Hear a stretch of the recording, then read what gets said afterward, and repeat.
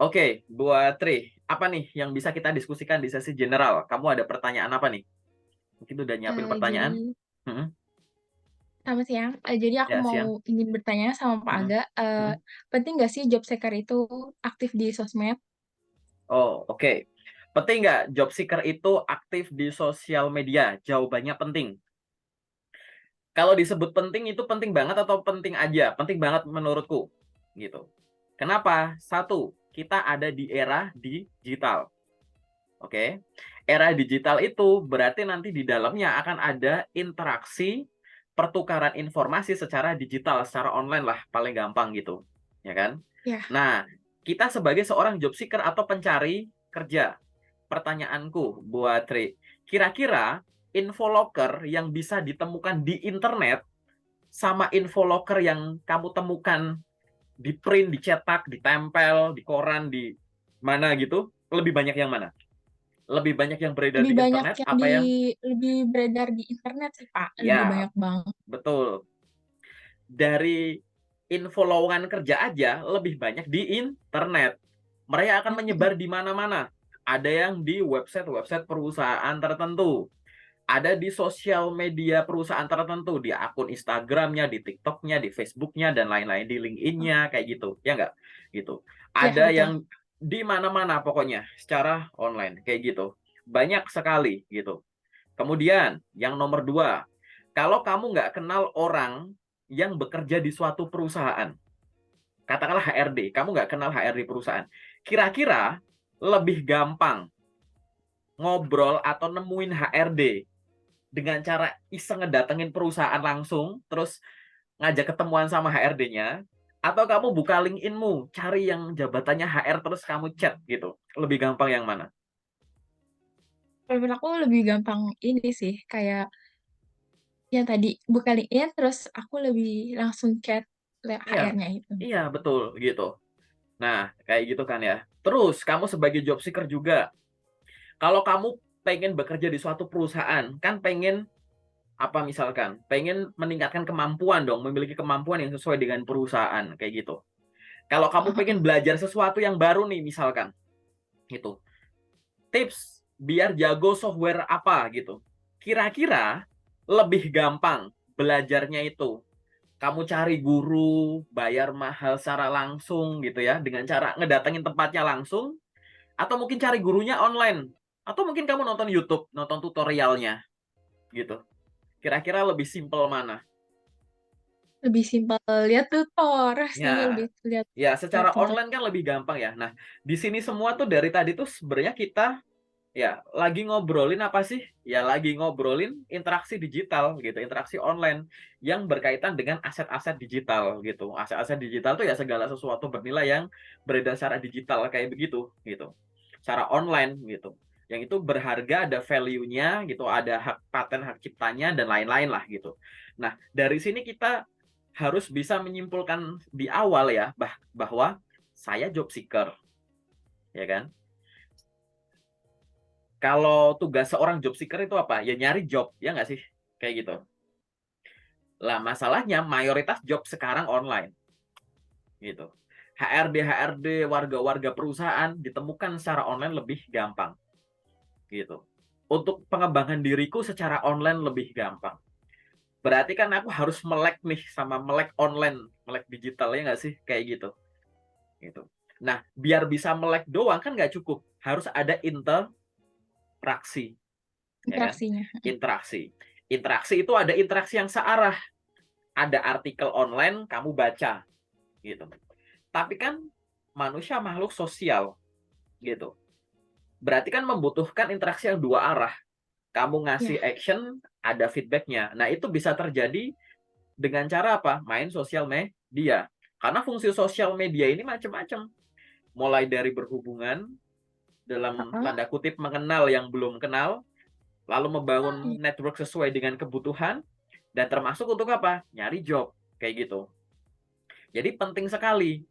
Nah, lalu mungkin pertanyaan selanjutnya mungkin ya, yang mungkin aku akan sampaikan lanjutan adalah, apalagi sih sebenarnya fungsi sosial media untuk seorang fresh graduate atau seorang job seeker lah gitu ya, yang berpengalaman juga sama gitu ya. Yaitu satu, untuk sumber menemukan info lowongan pekerjaan. Jelas. Yang nomor 2, untuk apa sosial media tadi? Membangun koneksi. Gitu. Kenapa membangun koneksi dipisahkan dengan menemukan job? Karena kalau menemukan job ini yang pertama, ya kamu menemukan lokernya terus dilamar. Tapi kamu juga harus sadar dengan membangun koneksi di sosial media, kamu mungkin akan bisa berinteraksi secara lebih dekat ke orang walaupun secara online kayak gitu, yang nantinya bisa mendatangkan kemungkinan pekerjaan. Kamu ditawari kerja gara-gara kenal atau ngobrol secara online sama orangnya, bahkan kamu belum pernah ketemu. Ditawari jadi partner bisnis, ditawari project tertentu, freelance tertentu, kayak gitu. Itu juga benefit bagi seorang job seeker, kan kayak gitu. Terus yang ketiga itu untuk apa? Membangun branding citra, kayak gitu. Kalau kamu misalkan hanya secara konvensional nih nyari kerja, cari loker, kirim lamaran, terus nunggu. Itu cara-cara konvensional, cara-cara kuno yang masih sampai sekarang tetap jalan. Hanya cukup ngirim-ngirim aja, udah. Nah, dengan aktif di sosial media, bukankah kamu dalam tanda kutip bisa bikin portofolio pribadimu lewat sosmedmu? Memang benar, sosial media, katakanlah Instagram, itu atau TikTok, itu sosmedku untuk keperluan pribadiku aja, aku sama teman-temanku untuk keluarga kayak gitu, benar. Tapi bukankah kamu bisa membranding dirimu sendiri yang menggunakan fasilitas TikTok dan IG tadi misalkan, biar kamu dikenal ahli di bidang tertentu. Contoh, kamu seorang lulusan komunikasi, terus kamu pengen ngelamar kerja jadi apa ya, misalkan jadi translator bahasa Mandarin kayak gitu. Pengen tuh pokoknya hubungannya dengan ngobrol dengan bahasa Mandarin. Kalau kamu cuma ngirim-ngirim lamaran aja, itu kan cara konvensional tuh. Gitu. Itu Ya. bisa kamu lakukan. Tapi kamu punya ide akhirnya, oh gimana ya caranya biar lewat sosial media aku juga dikenal sebagai orang yang jago dan bisa bahasa Mandarin. Akhirnya kamu bikin konten-konten video pendek ngajarin bahasa Mandarin sederhana untuk komunikasi sehari-hari. Kamu upload di TikTok, kamu upload di IG sebagai Reels, kamu upload di YouTube sebagai video shorts, dan kamu lakukan secara konsisten. Nanti pasti akan ada orang yang nyasar ke akunmu. Entah itu hanya untuk follow, subscribe, atau nanti mungkin dia akan nge-DM kamu untuk apa? Memberikan peluang pekerjaan, kayak gitu. Jadi fungsi ketiga branding ini penting banget, gitu. Oke, Apalagi oke. manfaat yang lain untuk job seeker sosial media itu. Yang keempat ini adalah untuk sosial media cek, sosmed cek. Sosial media cek ini banyak banget dilakukan oleh perusahaan untuk kecek si kandidat-kandidatnya ini, memperoleh informasi tambahan di luar CV, dokumen pendukung, hasil psikotes, hasil interview. Ada namanya sosial media cek. Kamu kalau misalkan kemarin ikut nih rekrutmen bersama BUMN, salah satu tahapnya ada sosial media cek. Salah satu tahapnya nanti ada yang namanya terkait dengan apa tuh yang digital mindset gitu. Itu dicek juga di situ. Kamu Hmm. lulusan jurusan misalkan contohnya, kamu lulusan jurusan sastra Inggris, ya kan? Kemudian kamu diinterview. Di interview mungkin kamu entah deg-degan atau belum biasa, tegang gitu, bahasa Inggrismu kurang bagus. Tapi di situ kamu berkali-kali mengklaim dirimu sendiri, saya jago bahasa Inggris dan lain-lain. Setelah itu dikepoin tuh sosial medianya. Sosial medianya nggak ada tuh konten-konten kamu ngomong bahasa Inggris, gitu. Nggak menguatkan gitu, gitu. Hmm. Ya kan? Di interview kamu ngomong, saya orangnya humble, komunikatif, udah bergaul, terbiasa berinteraksi dengan banyak orang. Instagramnya following follower doang, akunnya diprotek, nggak ada postingan. LinkedIn nggak aktif, TikTok nggak ada postingan. Gimana coba gitu loh, gitu. Coba bayangkan kalau misalkan kamu lulusan jurusan pertanian, misalkan, ya kan? Kamu lagi Ya. dites soal kayak begitu, ternyata di YouTube kamu, ternyata banyak tuh video-video kamu lagi bercocok tanam atau ngapain, didokumentasiin. A day in my life, tapi ngapain gitu. Isinya tuh kayak di kebun dan aktivitas hubungannya sama tanaman aja. Agro-agro gitu. Terus kamu di Instagrammu postingannya tips dan trik terkait dengan tips-tips menanam tanaman tertentu, misalkan gitu. Di sini juga gitu. Itu kan menguatkan gitu. Nah, ini yang manfaat dari tadi yang keempat. Gunanya sosial media itu kalau nanti diadakan sosial media cek, namamu diketik di Google, namamu diketik di YouTube, namamu diketik di Instagram, itu muncul akunmu dan aktivitas-aktivitasmu. Di mana hasil pencarian itu memperkuat proses rekrutmen yang sedang kamu jalani gitu. Nah, ini adalah 4 hal dasar manfaat dari aktifnya sosial media kayak Media. begitu. Ya, gitu. Karena kan sekarang yang namanya bekerja itu nggak harus from office. Kamu duduk di sini, kantormu di belahan bumi yang lain. Kamu kerjanya dari pagi di sono lah malam, bisa aja. Atau sebaliknya, bisa aja kan kayak gitu. Nah, dengan adanya globalisasi dan ada yang namanya digitalisasi tadi gitu ya. Nah, itu akhirnya harus ditangkap sebagai benefit, manfaat oleh seorang job seeker gitu. Jadi itu adalah 4 manfaat ya secara umum. Mungkin kalau kamu mau nambahin nggak apa-apa gitu. Terkait dengan pentingnya sosial media bagi job seeker kayak gitu sih. Paham ya sampai di sini ya? Kayak gitu. Nanti dicek ulang. Kamu punya sosmed apa? Sejauh Ya. ini mana yang aktif? Aktifnya Heeh. itu hanya keperluan pribadi, maksudnya lebih kayak ke entertainment kah? Atau udah kamu arahkan ke karir? Gitu. Dicek itu. Atau sekedar punya buat stalking orang gitu. Atau malah ngerasa insecure, akhirnya diaktifasi, postingannya ditarik semua gitu-gitu. Itu dievaluasi lagi tuh gitu. Gitu. Kalau kamu bisa melihat lewat sudut pandang lain, misalkan yang Mm-mm. tadinya kamu mindsetnya sosial media nggak penting jadi penting, atau misalkan sosmed kan privacy gitu, jadi sosmed itu jadi penunjang karir, itu nanti hasilnya akan beda gitu. Kalau aku nggak kenal kamu, Heeh. terus tiba-tiba aku datang ke rumahmu, set, terus aku ngomong, aku nggak kenal kamu, kita belum kenalan nih misalkan, terus aku ngomong sama tadi, Bu permisi gitu, boleh lihat dapurnya nggak gitu, kamu ngizinin aku nggak? Kita nggak kenal, Enggak, orang asal tiba-tiba enggak, datang ke aku nggak rumahmu, izinin. nggak ngizinin kan? Ya, Ya, karena kan aku nggak tahu dia ya. bagaimana orangnya. Nah, aku gimana tiba-tiba aku nyamperin kamu, ya. Ini kan definisi umum privacy, ya nggak sih? Gitu. Ya, heeh. Definisi umum privacy. Kenapa? Karena ibaratnya kamu nggak kenal aku, ngapain kamu Mm. main ke kitchenku kan gitu.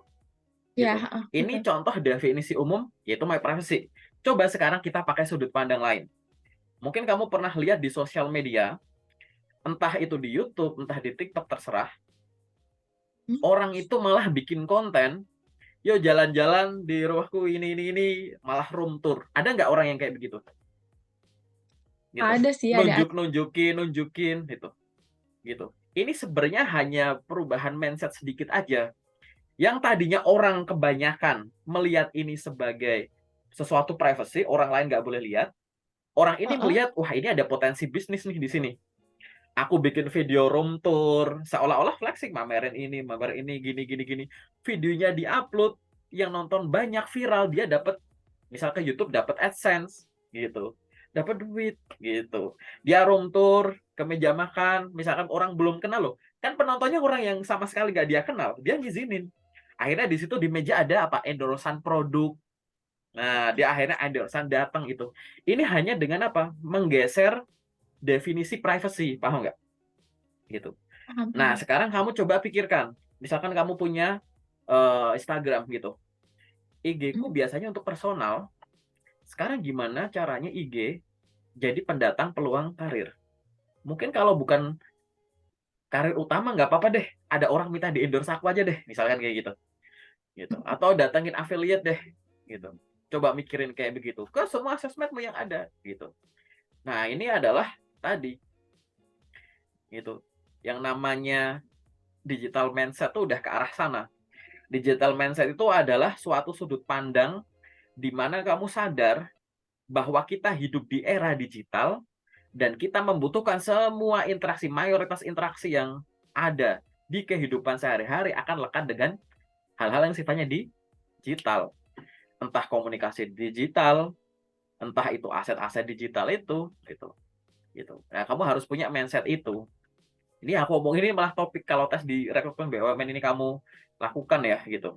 Jadi ini pentingnya itu, gitu. Oke, semoga cukup jelas ya, gitu. Kalau bingung nggak apa-apa, Ya, sudah boleh jelas. tonton video dari awal, kayak gitu. Oke, Siap. hey, Aduh. kamu ada pertanyaan lagi nggak mungkin? Gitu. Kalau masih bingung, mungkin aku mau nanya gini. Sejauh ini kan kamu jadi job seeker. Ya, Kamu sering gagalnya di tahap apa? gagal itu aku setelah kan pernah tahap pertama interview, kemudian yang tahap kedua interview sama user gitu. Mm-mm. Kadang itu sih. Terus sama misalnya aku udah apply, tapi ya gitu, nggak ada yang apa Respon ya. ada nggak ada direspon, nggak ada respon gitu sih Kak. Tapi udah pernah beberapa kali interview sampai user ya. Iya, sudah pernah. Berarti tahap paling jauh sampai interview user. Iya, sampai ya sama user.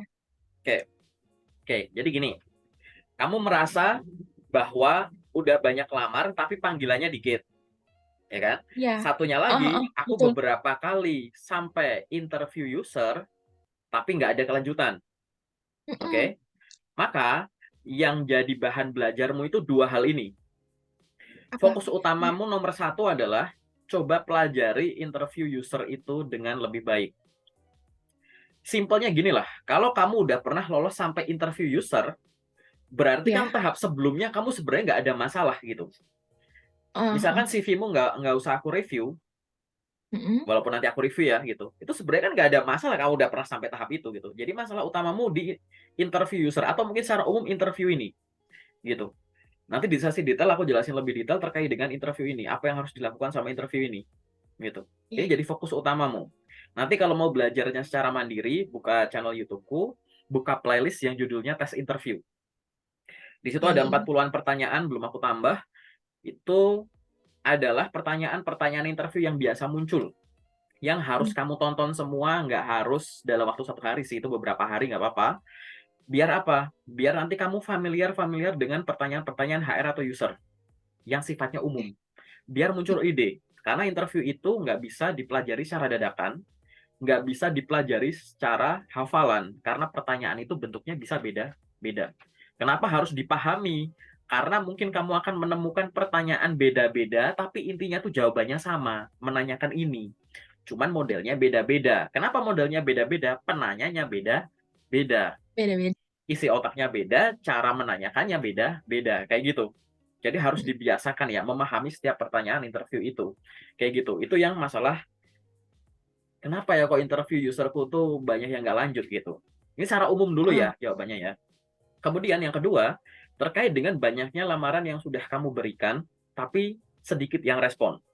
Atau mungkin ya, pernah ada momen di mana dalam waktu sekian lama malah nggak ada yang respon sama sekali. Kayak gitu. betul Nah, Kak, betul. kalau kalau gini, kalau kondisinya kamu udah banyak ngelamar, tapi nggak ada Mm. yang lanjut sampai tahap interview kayak kamu, itu Ya, biasanya yang perlu dicek itu adalah cara bikin dokumennya. cara Oke, bikin jadi kalau eh, kurang, ini secara umum dulu ya, nggak selalu, tapi secara umum tuh kayak kalau nggak banyak panggilan, sama sekali nggak ada panggilan, itu harus dicek cara bikin dokumennya. oke, Tapi oke. kalau banyak nggak ada panggilan, Hmm. tapi kadang tuh ada dan udah pernah sampai tahap jauh kayak kamu interview gitu, Hmm. maka yang harus dicek pertama adalah bukan cara bikin CV-nya, tapi cara pakai CV-nya. Cara pakai CV. Gitu. Nah, aku kan nggak tahu nih, kamu tuh bermasalahnya di yang mana nih gitu. Ya, Kalau secara umum ya barangkali cara pakai CV-mu ini yang kurang optimal dibandingkan cara bikinnya. Tapi sebenarnya semua orang itu harus memahami bahwa CV dan dokumen pendukung itu harus benar cara bikin dan cara pakainya. Kayak gitu. Bener hmm, cara bikin itu gimana? Di cross check ulang nanti. Nanti kita sambil obrol di sesi detail. info yang tertulis di dalamnya udah bener belum, cara nulisnya bener belum, dokumen-dokumen pendukungnya bener belum, kayak gitu. Itu dari sisi bener cara bikinnya. Bener cara pakainya tuh maksudnya cara pakai tuh gini. Ini dokumen lamaran, kalau aku kirim via email, itu tuh gimana sih kaidahnya, ketentuannya? Apa yang boleh dan nggak boleh dilakukan sih? Kalau ngirim lewat website tuh harus gimana sih? Kalau ngirim lewat job portal A, B, C itu gimana sih gitu? Itu namanya cara pakai. Nah, barangkali cara pakai ininya yang kamu masih kurang optimal gitu. Mungkin aku kasih pertanyaan umum dulu. Sejauh ini kamu ngelamar kerja itu via apa aja Aku via untuk apply-nya ya. untuk apply-nya? Atau sumber lokernya dulu deh. Sumber lokernya dari mana? Sumber loker itu kayak aku dari Instagram, terus loker grup loker, terus Mm-mm. saya lihat dari website juga, website perusahaannya. Website perusahaan. Oke. Ya, Udah itu aja. dari teman-teman juga sih. Teman-teman. Kadang ada yang Oke. ngajak ini ngasih info Oke. loker. Oke. Terus apa lagi? Udah sih Udah. itu. Aku kasih saran langsung ya. Nomor satu, Hmm, pakai job portal. Kamu Job harus aktif portal. di job portal. Job portal familiar Indonesia itu apa sih? Job Street. Bikin akun Job Job Street. Street. Oh ya, aku udah punya Job Street. Kita lulus. LinkedIn. Oke. Udah punya. Iya, Satu. sudah. Akunnya udah dibikin dengan bener belum? Sudah. Sudah Bener? lengkap semua. Iya, Oh yang ya? kita lulus.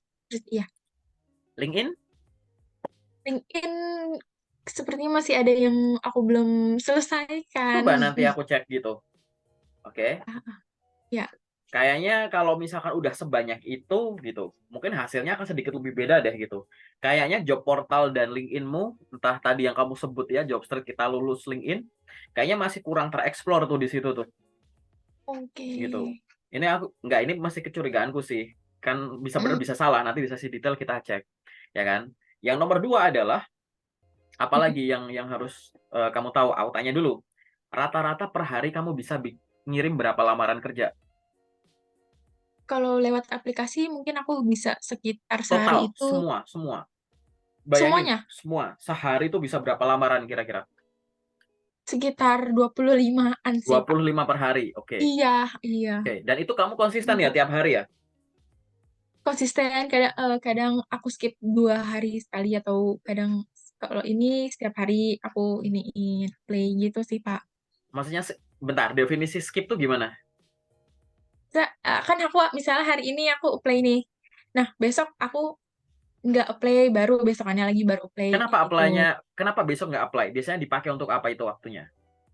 Waktunya karena aku ada kerja maksudnya bantu orang tua, jadi Ada aku kerjaan ya? bantu orang tua.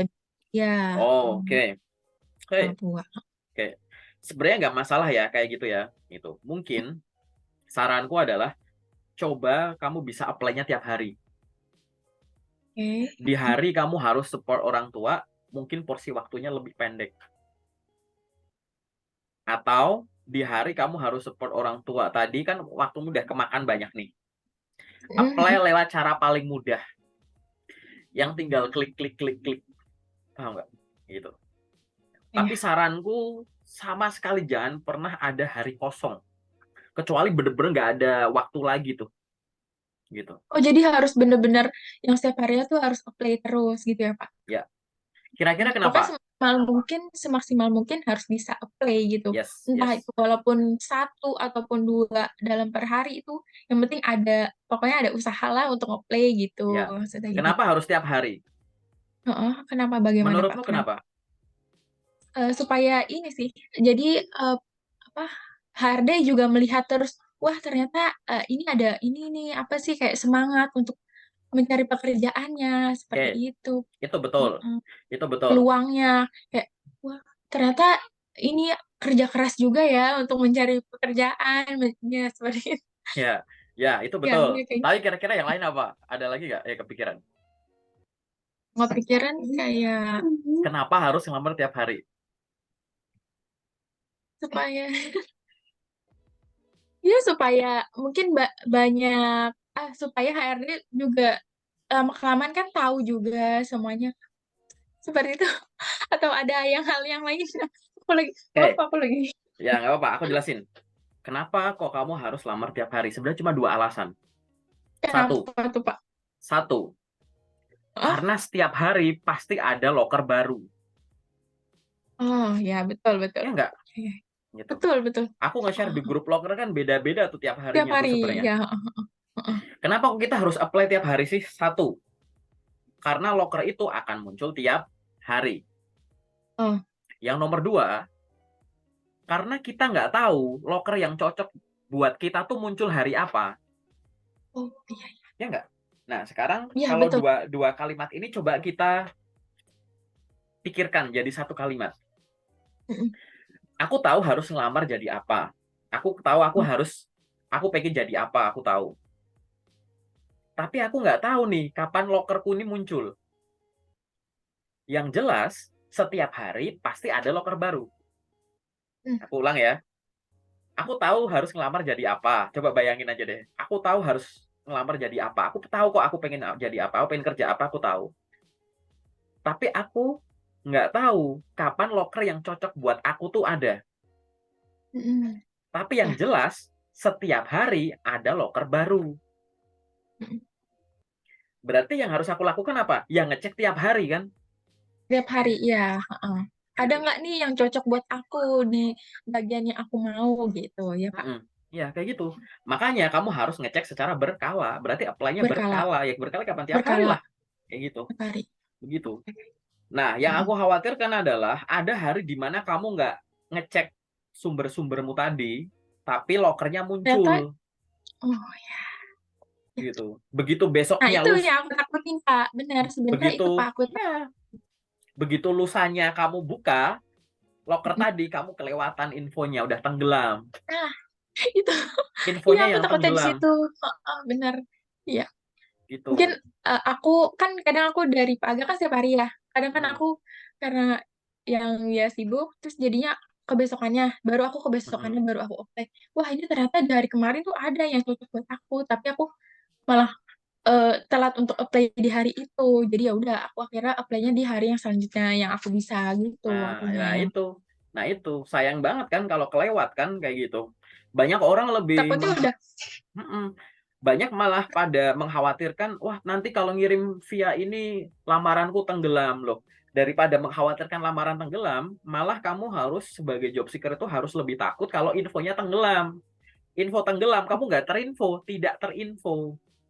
Karena keburu sibuk dengan info yang baru. Padahal info yang baru nggak ada yang cocok dengan kamu.